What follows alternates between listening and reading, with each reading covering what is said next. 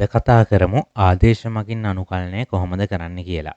ඉතින් මුලින්ම පාඩමට යන්න ඉස්සෙල්ලා කියන්න ඕන මම මේ කරන හැම පාඩමකම ප්‍රසන්ටේෂන් ස්ලයිඩ්ස් අපේ ඔෆිෂියල් Facebook page එකේ අප්ලෝඩ් කරනවා. ඉතින් ඔයාලට පාඩම් කරගන්න හරි වෙන මොනවාට හරි මේ ස්ලයිඩ්ස් ඕනේ නම් ඔයාලට පුළුවන් එතනින් ඩවුන්ලෝඩ් කරගන්න. මම ලින්ක් එක පහළ ඩිස්ක්‍රිප්ෂන් එකේ දාලා තියන්නම්. අපේ Facebook page එක තමයි edu.learn. අනිවාර්යෙන්ම අපේ Facebook page එකත් follow කරලා තියාගන්න. ඒ වගේම තව දෙයක් කියන්න ඕන මං කලින් පාඩම් වල වගේ මේකට පොදු සමීකරණයක් දෙන්නේ නැහැ. මොකද අපිට හරියටම කියන්න බෑ මෙන්න මේවයි ආදේශ මගින් අනුකලනය කරන්න සහ මෙන්න මේවයි සාමාන්‍ය විදිහට සූත්‍ර මගින් අනුකලනය කරන්න කියලා. ඉතින් ඒ නිසා අපි ගානකින්ම බලමු මේ වගේ ඒවා කොහොමද අපි විසඳන්නේ කියලා. හරි අපිට පළවෙනි ගාන තියෙනවා අනුකලනය කරන්න 2x ඍණ 1 හතරවෙනි බලයක්. මුලින්ම මේ වගේ ගානක් දුන්නාම අපි බලනවා අපි දන්න සමීකරණය කියන්නේ සූත්‍ර මගින් මෙන්න මේ ගාන අනුකලනය කරන්න පුළුවන්ද කියලා. එතකොට මෙතන හතරවෙනි බලයක් තියෙන හින්දා විශේෂයෙන් 2x ඍණ 1 වගේ හතරවෙනි බලයක් තියෙන හින්දා මේක අපිට සූත්‍ර වලින් අනුකලනය කරන විදිහක් එකපාරට මතක් වෙන්නේ නැහැ. ඒ නිසා අපි කරන්නේ අපි බලනවා එහෙම බැරි නම් මෙතෙන්ට ආදේශයක් හරි දාලා අනුකලනය කරන්න. එතකොට මෙන්න මෙතන අපිට මේක මෙන්න මේ වගේ එකක් තිබ්බොත් අනුකලනය කරන්න x වල හතරවෙනි බලයේ dx වගේ එකක් තිබ්බොත් අනුකලනය කරන්න අපිට මේක අනුකලනය කරන්න පුළුවන්. ඒ නිසා අපි මෙන්න මෙතන මෙන්න මේ 2x ඍණ 1 කියන එකට අපි මොකක් හරි අකුරක් දාගන්නවා. මම මෙතෙන් දාගන්නවා t කියලා අකුරක්. මේක t ම වෙන්න ඕනේ නැහැ. අපිට ඕන අකුරක් දාගන්න පුළුවන්. එතකොට මේක පරිවර්තනය වෙනවා 2x ඍණ 1 කියන එක පරිවර්තනය වෙනවා t ට. ඒ කියන්නේ අනුකලනය කරන්න තියෙන්නේ t වල 4 dx. අපිට මේකෙදි t කියන විචල්‍ය x විෂයෙන් අනුකලනය කරන්න බෑ. මොකද අනුකලනය කරන්න පුළුවන් විෂය සමාන වෙන්න ඕන. ඒ නිසා අපි කරන්නේ dx කියන එකත් පරිවර්තනය කරගන්නවා dt කියලා. dt. හරි එතකොට අපි බලමු දැන් මෙන්න මේ පරිවර්තනය කොහොමද කරන්න කියලා. හරි එතකොට අපි ගන්නවා අපි දැන් ගත්තේ t සමානයි 2x ඍණ 1නේ. ඒ නිසා අපි දෙපැත්තම x විෂයෙන් අනුකලනය කරනවා. dt over dx සමානයි එතකොට මෙන්න මේ 2x ඍණ 1 x විෂයෙන් අවකලනය කරොත් අපිට එනවා 2ක්. ඊට පස්සේ දැන් අපිට මෙන්න මෙතන dx වෙනුවටනේ dt එකක් ආදේශ කරගන්න ඕනේ. ඒ නිසා අපි මෙතන dx උක්ත කරගන්නවා. මෙතන dx උක්ත කරගත්තොත් dx සමාන වෙන්නේ dt බෙදීම 2යි. ඒ කියන්නේ භාගයයි dt ට. එතකොට මෙන්න මේක තමයි අපි ආදේශ කරන්නේ dx වෙනුවට. ඒ කියන්නේ භාගයයි dt කියන එක ආදේශ කරනවා. එතකොට අපේ ගාන පරිවර්තනය වෙනවා මෙන්න මේ විදිහට. අනුකල t වල 4 වතාවක් dx වෙනුවට අපි දානවා භාගයයි dt. භාගයයි dt. දැන් අපිට පුළුවන් මේක අනුකලනය කරන්න. දැන් අපි මේක අනුකලනය කරොත් එතකොට අපි මුලින්ම කරන්නේ නියතයන් අනුකලනය ලකුණෙන් පිටතට ගන්න එක. එතකොට මම මෙතන නියතයක් විදිහට තියනවා භාගේ. මම භාගේ ගන්නවා අනුකල ලකුණෙන් පිටතට. භාගේ අනුකල t වල 4 dt. හරි එතකොට මේක අනුකලනය කරන්න අපි දන්නවා භාගයයි t වල 4 අනුකලනය කරන්නේ බලයට එකක් එකතු වෙනවා. t 4 ධන 1 කියන්නේ 5 බෙදනවා ඒකෙන්ම 5න්. 5 ධන c. එතකොට මෙන්න මේක තමයි අනුකලනය කරපුවාම එන උත්තරේ. අපිට මේක තව ටිකක් සුළු කරගන්න පුළුවන්. එතකොට t වල 5 බෙදීම 10 ධන c. එතකොට අපිට මෙන්න මේ වගේ ගණන් මෙන්න මේ ආකාරයට සුළු කරගන්න පුළුවන්. හැබැයි ගාන තාම ඉවර නෑ. මොකද අපිට ගාන තියෙන x වලින් අපි මේ ලේසි වෙන්න තමයි t කියලා ආදේශයක් ගත්තේ. ඒ නිසා නැවත අපි මේ ගාන පරිවර්තනය කරගන්න ඕන x වලට. ඒ කියන්නේ අපි මෙතන t වෙනුවට දානවා. අපි t කියලා ගත්තේ මොකද්ද කියන එක. අපි මෙතන t කියලා ගත්තේ 2x ඍණ 1. ඒකේ පස්වෙනි බලේ බෙදනවා 10න් ධන c. එතකොට මෙන්න මේක තමයි අපේ අවසාන උත්තරේ වෙන්න ඕන. අනිවාර්යෙන්ම අපි t කියලා ගත්ත එක ආය අපි x වලට හරවලා තමයි ගාන ඉවර කරන්න ඕන. නැත්තම් මේ ගාන සම්පූර්ණ නැහැ. හරි අපි ඊළඟ ගාන බලමු කොහොමද විසඳන්නේ කියලා. හරි අපිට ඊළඟ ගාන තියෙනවා අනුකල cos 7x ඍණ 1. එතකොට මෙන්න මේ ගාන නම් අපිට සාමාන්‍ය විදිහට අනුකලනය කරන්න පුළුවන්. මම මේක කලින් කියලා දීලා තියෙනවා. මේක අනුකලනය වෙන්නේ cos ගේ අනුකලනය කියන්නේ sin ඇතුළේ එක්කෙනා 7x ඍණ 1. එතකොට මේක බෙදන්න තියෙන්නේ ආය ඇතුළේ එක්කෙනාගේ අවකලනය. ඇතුළේ එක්කෙනාගේ අවකලනය කියන්නේ 7x ඍණ 1 අවකලනය කියන්නේ 7. එතකොට මෙන්න මේකට උත්තරේ තමා මෙන්න මේක sin 7x ඍණ 1 බෙදීම 7 ධන c. හැබැයි අපිට එකපාරට මේක මතක් වුනේ නැත්නම් අපිට පුළුවන් මේ වගේ ගානකුත් ආදේශ මගින් අනුකලනය කරන්න.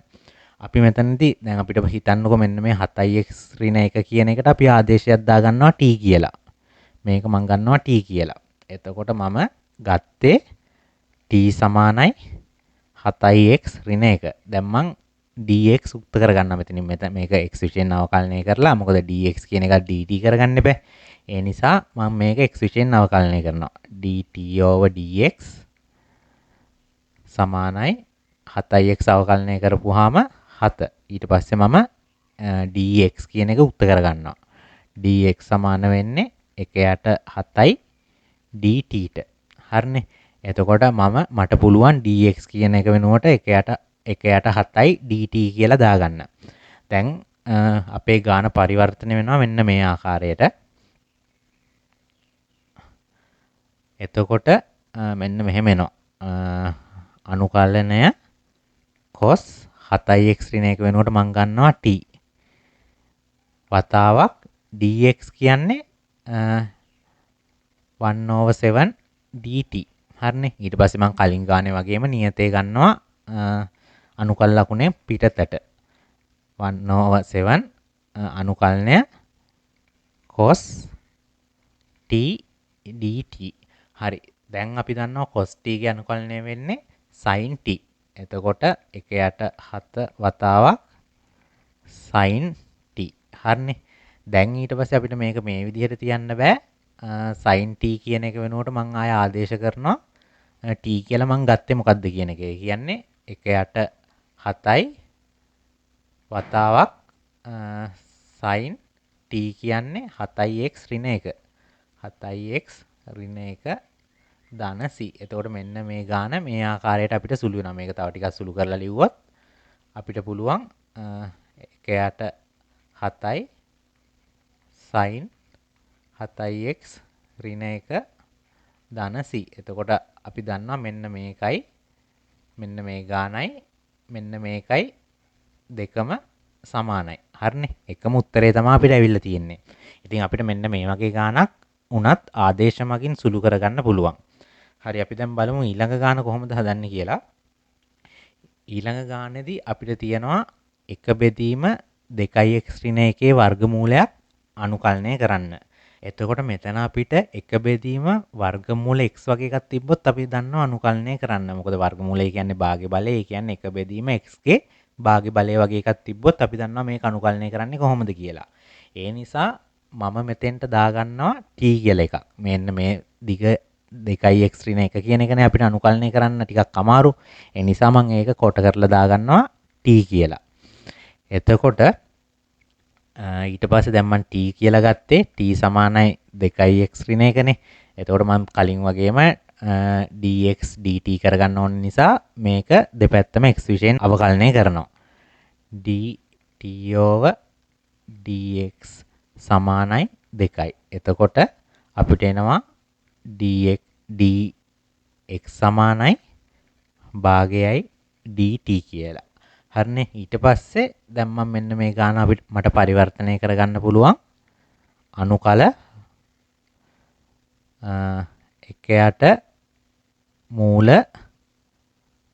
t වතාවක් භාගයයි dt. ඊට පස්සේ මට පුළුවන් නියතය අනුකල ලකුණෙන් පිටතට ගන්න. ඒ කියන්නේ භාගය පිටතට ගත්තා අනුකල 1යට මම මෙතනදී ලියා ගන්නවා t කියන්නේ 1යට කියලා දාන්න නැතුව t කියන්නේ t ගේ වර්ගමූලය කියන්නේ t ගේ භාග්‍ය බලයනේ. ඒක ඉර උඩට ගත්ත හැකි t ගේ ඍණ භාගයක් කරලා. මෙතනදී මම කෙලින්ම එහෙම්මම ලියා ගන්නවා මේක එක වතාවක් t ගේ ඍණ භාගේ බලය. මේවා මම කලින් ගණන් වල කියලා දීලා තියෙනවා. ඒ නිසා මම මෙතන දීර්ඝව විස්තර කරන්න යන්නේ නැහැ. මේක නිකන් පැටලෙනවා වගේ නම් කලින් පාඩම් ටිකත් බලලා ඉන්න. එතකොට මේ වගේ ඒවා ඔයාලට කොහොමද හදන්නේ කියන එක තේරුම් ගන්න පුළුවන්.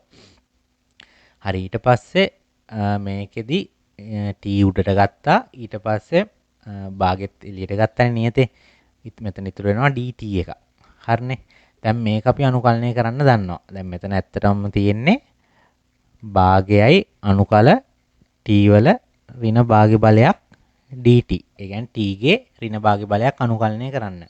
එතකොට මේකෙදි වෙන්නේ පරිේක බලයක් අනුකලනය කරනවා කියන්නේ බලයට එකක් එකතු වෙනවා සහ ඒකෙන්ම බෙදෙනවා. එතකොට 1/2 වතාවක් t ගේ බලයට එකක් එකතු වෙනවා. ඍණ භාගයට ධන එකක් එකතු වෙනවා කියන්නේ භාගයයි බෙදෙනවා භාගෙන්. ධන c.